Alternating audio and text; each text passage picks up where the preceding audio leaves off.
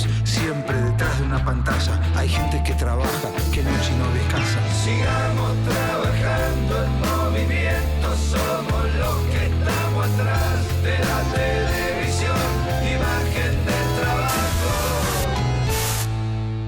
Hola, ¿cómo les va? Bienvenidos a Imagen de Trabajo. Hoy un escenario distinto. Nos encontramos en la Casa Central de los Trabajadores, en la Confederación General del Trabajo.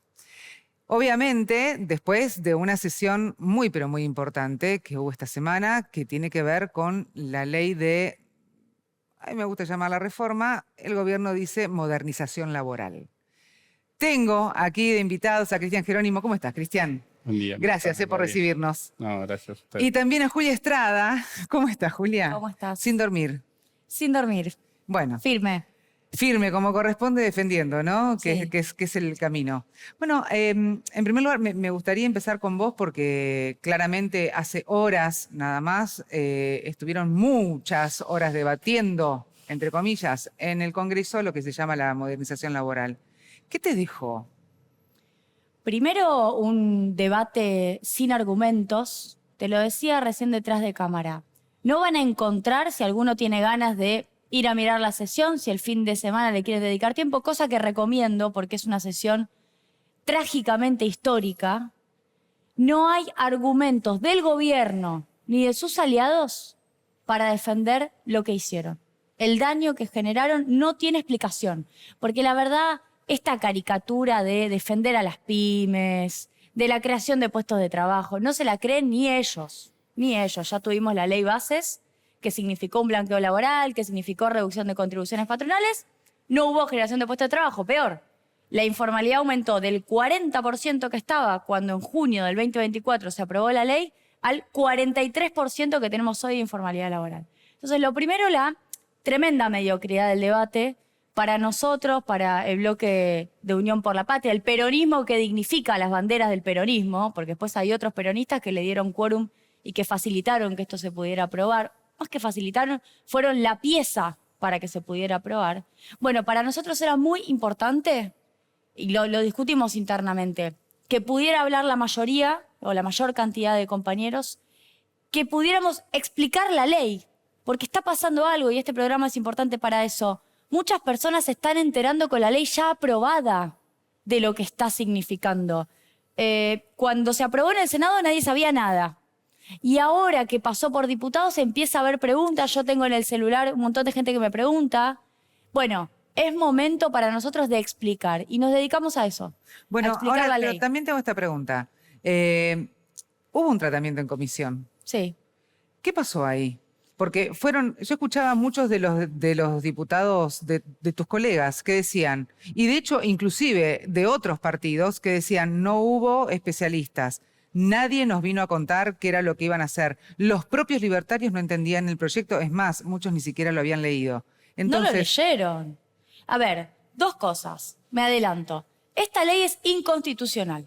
Se choca con el 14 bis. El 14 bis que ni siquiera es peronista. Lo decía anoche Sergio Palazzo. Crisólogo Larralde, radical, que en esta convención constituyente convocada por la dictadura después del golpe a Perón, es el que defiende el 14 bis en la Constitución.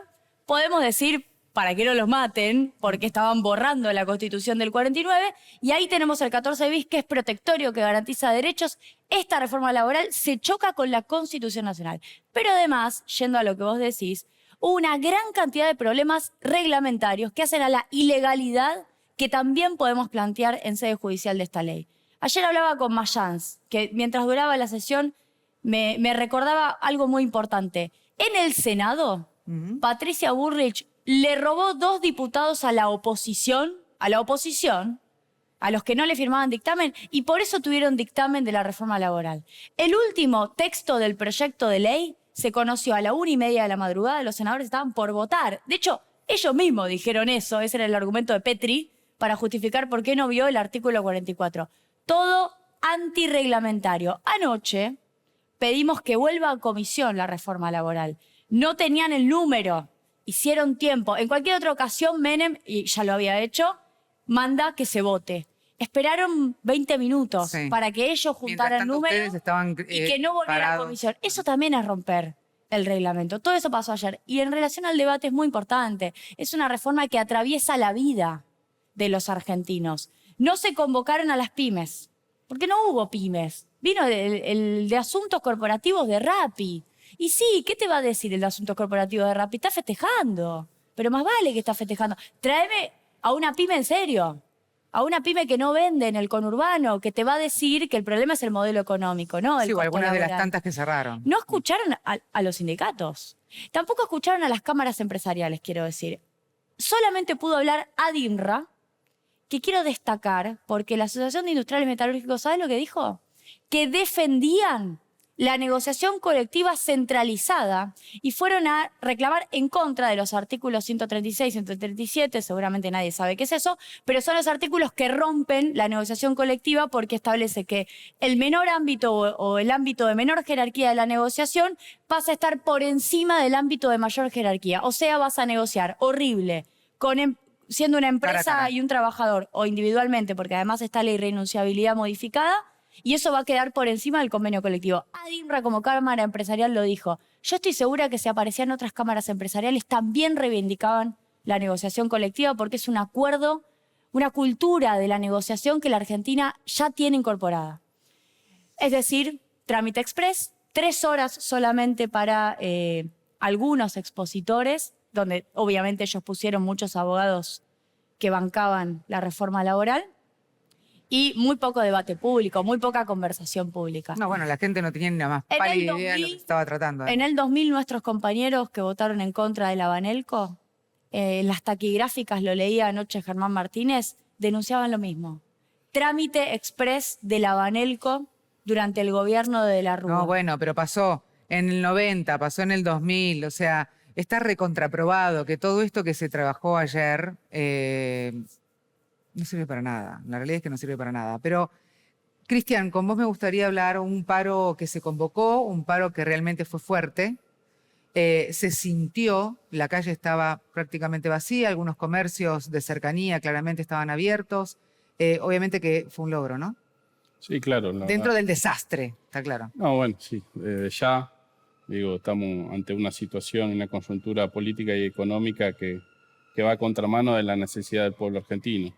Pero más allá de eso, digo, nosotros estamos muy contentos de la contundencia que tuvo la medida de acción directa, en la cual tuvo un gran grado de adhesión y acompañamiento del pueblo trabajador en todo el territorio argentino, porque no fue solamente en el AMBA ni en el Gran Buenos Aires, sino que todas las provincias estuvieron paradas, no funcionó nada.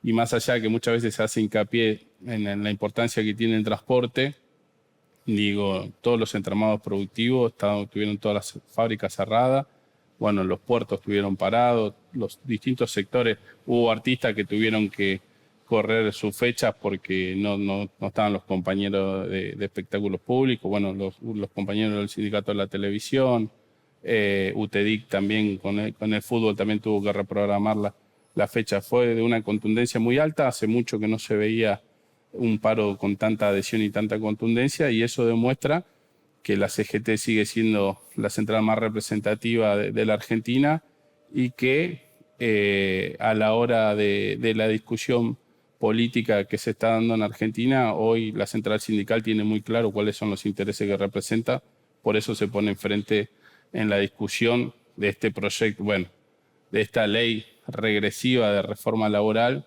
que tiene un impacto negativo en el mundo del trabajo, a la cual la rechazamos de plano y no vamos a permitir que se retroceda en un solo derecho y una sola conquista, ¿no? Bueno, ayer además también era un día muy particular porque hacía horas que se anunciaba el cierre de FATE, una empresa de 85 años con casi 1000 trabajadores en la calle. Cuando hablo de 1000 trabajadores son 1000 familias, que es un montonazo de gente en este proceso económico de la Argentina. Pero, ¿cuáles son las perspectivas? Porque claramente muchas veces se les pide, ¿no?, a ustedes, bueno, hagan un paro, pero también hagan movilización, vayan a la calle y demás. ¿Cuál es la perspectiva que se ve de aquí en adelante, Cristian? No, lamentablemente muy mala. Digo, estamos ante una situación crítica. Digo, vos hacías hincapié recién en los 1000 trabajadores de FATE, que resalta por ser una empresa con muchos años de historia y por la masividad de que los trabajadores se encontraron el lunes cuando se presentaban a trabajar, todos despedidos. La verdad que en Argentina da una gran tristeza porque lo que pasó con FATE, que son 1.000 trabajadores directos, pero si contamos los indirectos son más de 4.000 trabajadores que estarían perdiendo su trabajo conjuntamente con su familia, pero lamentablemente en Argentina cada una hora cierra una empresa, se pierden puestos de trabajo. Digo, este programa económico va a contramano de lo que plantea este gobierno, en el caso cuando ellos dicen nosotros somos un aliado del gobierno americano. El gobierno americano, digo, yo no comparto nada con el presidente de Estados Unidos, pero el gobierno americano blinda su economía, blinda su industria nacional y nosotros todo lo contrario, apertura indiscriminada de importaciones. Es imposible que las empresas argentinas puedan competir con algún mercado asiático o el mercado hindú, no existe. No lo pueden hacer otros países, no lo puede hacer la Unión Europea, menos lo vamos a poder hacer nosotros. Y en ese sentido lo que pasa es que esta política ya la vivimos en Argentina, ellos tienen muy claro, digo, no les interesa, tienen un grado de saña ideológica que ellos quieren, no les interesa realmente los derechos de los trabajadores, no reivindican la justicia social, lo dijo muy claramente el presidente, y de ese lugar nosotros tenemos que tener la capacidad de poder construir la mayor fortaleza posible, no solamente para enfrentarlo desde la calle y con resistencia y con lucha, sino también para volver a poder construir una alternativa política que en el 2027 saque a este gobierno del poder.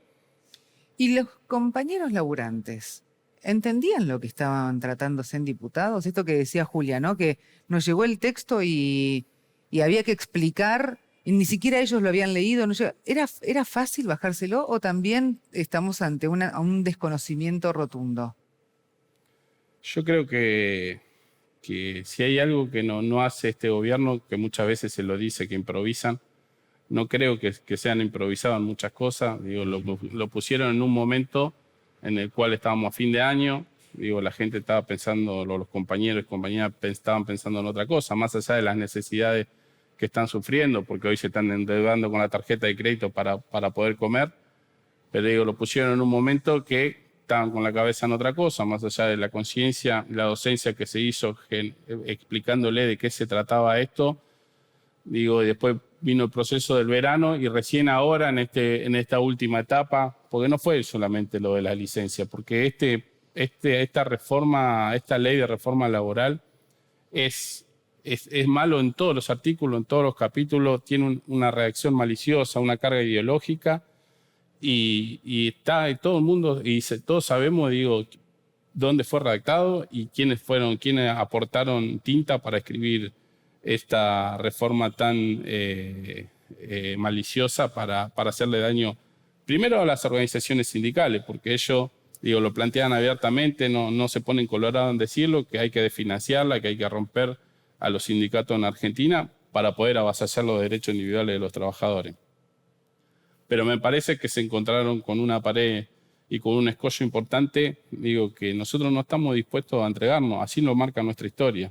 Digo, si ellos quieren construir a un país con el formato muy parecido a un país de América Central, en Argentina no va a suceder porque tenemos historia, porque abrazamos la justicia social, porque levantamos la bandera de la dignidad de los trabajadores y por sobre todas las cosas porque tenemos muy claro que queremos movilidad social ascendente para los trabajadores.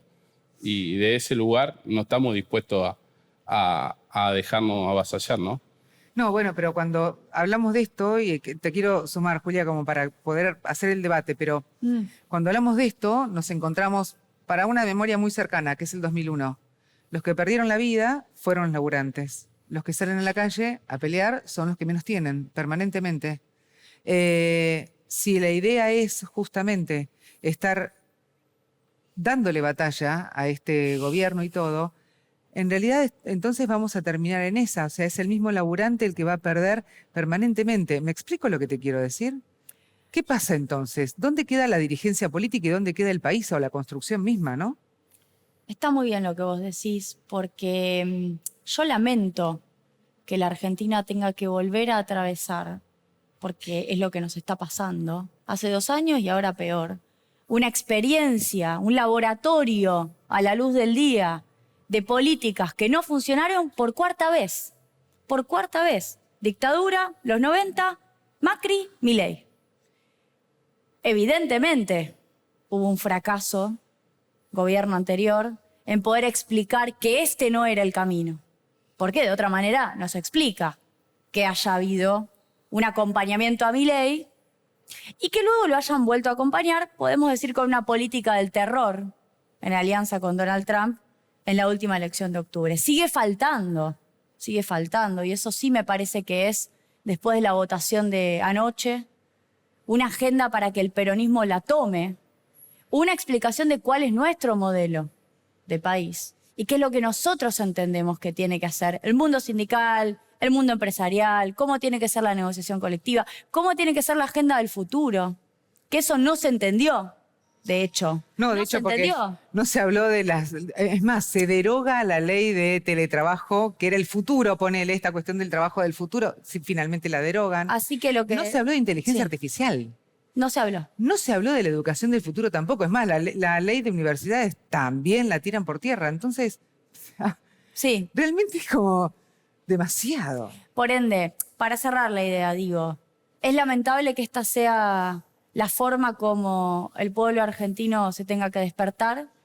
Yo prefiero que esta no sea la forma. No, claramente. Que no sea sufriendo las políticas de Milei. Con la aprobación de ayer, yo digo, tienen ley bases, tienen DNU 70, tienen un presupuesto de ajuste del 2026, tienen 2 salvatajes financieros, tienen una reforma tributaria encubierta pro ricos y ahora tienen una reforma laboral. Toda de ellos. Es decir, no van ¿a quién le van a echar la culpa? ¿A Cristina? Que la encerraron, que está presa porque le tienen miedo. Además, primero la metieron presa y después sacaron la reforma laboral. ¿A quién le van a echar? ¿A los pucas? ¿A las pymes? ¿O le van a echar la culpa a los empresarios? ¿A los trabajadores de FATE, como sugirieron en algún momento los libertarios estos días? No van a tener a quién echarle la culpa. Y creo que va a ser fundamental, por eso es muy importante tu pregunta, que nosotros le hablemos a los frustrados, a los decepcionados, a los enojados, que quizás con buena fe votaron a Milei. Porque si no van a terminar enojados con toda la dirigencia política, sindical, con toda la dirigencia. Diferenciarse, decís vos. Bien en claro. Es que nosotros no somos lo mismo. Nosotros tenemos una historia, tuvimos los gobiernos de Néstor, de Cristina, tenemos un dictamen de minoría que lo defendió anoche Palazzo con Vanessa Siley, que fue charlado con todo el movimiento obrero, con la CGT, con las 2 CTA, que propone el futuro, cómo regulamos las plataformas, cómo hacemos para que la administración del tiempo sea de los trabajadores, no del algoritmo, qué hacemos con la inteligencia artificial, obviamente la ley de teletrabajo, la defendíamos, cómo establecemos pisos salariales, cómo negociamos en términos colectivos. Bueno, hay una propuesta que tenemos que seguir trabajando, pero sobre todo para hablarle a la gente. No, y además un dato que también hay que decirlo. La reforma que presentaba Unión por la Patria tenía que ver hasta con los propios trabajadores varones, me refiero, ¿no? En caso de licencias de maternidad. O sea, proponía un detalle que se venía discutiendo hace mucho tiempo sobre, bueno, armemos, ¿qué pasa con la familia? O sea, el trabajador es un todo, no es solamente el tipo, la mujer que sale de la casa y va, trabaja, cumple las horas y se vuelve. El trabajador es un todo, es la casa, son los hijos, son los adultos mayores, además. Y eso se estaba trabajando, eso ustedes lo propusieron, pero de todas maneras no hubo aceptación de modificaciones alguna. No hubo aceptación. En realidad, todas las votaciones se ganó el dictamen de mayoría. Vos viste que se vota el primer dictamen, que es el de mayoría. Si se pierde, si el gobierno pierde, pasamos al dictamen de la primera minoría, que somos nosotros. Nunca perdieron porque los apoyaron. Los quiero mencionar, digo, Jaldo, Jalil, Pasalacqua, Yarlora también acompañó. Cuando en Córdoba, por ejemplo, Yarlora tuvo un paro, pero enorme. Terrible. Enorme. Sí, muy. Con una movilización. Una movilización, exactamente. Sí. Ahora, no se entiende. ¿Cuánta plata va a los bolsillos de los gobernadores? Mira, bueno, lo que negociaron no lo sé. Si vos me estás preguntando, ¿qué arreglaron para ese quórum? ¿Y qué están arreglando? Porque hoy en el Senado ya se firmó dictamen. Se votó anoche, se terminó a las 2 de la mañana de votar y ya la tenés a Patricia Bullrich 10 de la mañana del día siguiente tuiteando que hay dictamen. Bueno, pará. Bueno. Patricia Bullrich no salió la ley del Senado que ella misma dijo, la ley ya está. Bueno. Y no vamos a permitir que los diputados pongan... Y la ley ya está. ¿Cuál fue el arreglo económico? No lo sé. Estoy segura que hubo. En la Banelco, las coimas se conocieron 5 meses más tarde. En la ley Bases, a Cuader lo agarraron más tarde en la frontera de Paraguay con $200.000. Ahora, lo que sí está bueno de tu pregunta es que también pierden recaudación las provincias. Yo anoche se lo decía no hay ganancia, a no hay Pablo nada. Outes, diputado. Por Salta, que hizo una argumentación espectacular. Dijo que la ley era mala, que mi ley iba a fracasar, pero la iba a acompañar. O sea, hasta hubo una diputada que lloró. De Neuquén. Lloró Sí. por los periodistas, Sí. por el estatuto del periodista, pero igual va a acompañar la ley por su provincia. Bueno, les cuento a esos diputados que acompañaron sus provincias que la rebaja de impuestos, porque se bajan impuestos internos, por ejemplo, a los autos de alta gama, embarcaciones y aeronaves. Que yo sepa, ni yo, ni tengo amigos, ni conocido, ni nadie que se ande comprando ni embarcaciones, ni autos de alta gama, ni... Menos un No trabajador. es esa la realidad Y de la menos un clase laburo. trabajadora. Tal cual. Claro. Tal cual. Bueno, ese impuesto que bajaron es 80% coparticipable. Lo miraba cuando yo hablaba a los tucumanos, a ver si me devolvían la mirada. Creo que se estaban enterando en ese momento que ese impuesto que baja Caputo es coparticipable. Bueno, se pierden 2.300 millones de dólares de coparticipación provincial. Así que ni eso supieron defender. Ni siquiera la recaudación de sus provincias por otros impuestos, no solo ese, que se bajan. Es increíble porque no se entiende cuál es el proyecto. Bueno, en realidad sí se entiende cuál es el proyecto del país, que es de destrucción plena, ¿no? Claramente, o sea, no hay nada, no importa nada.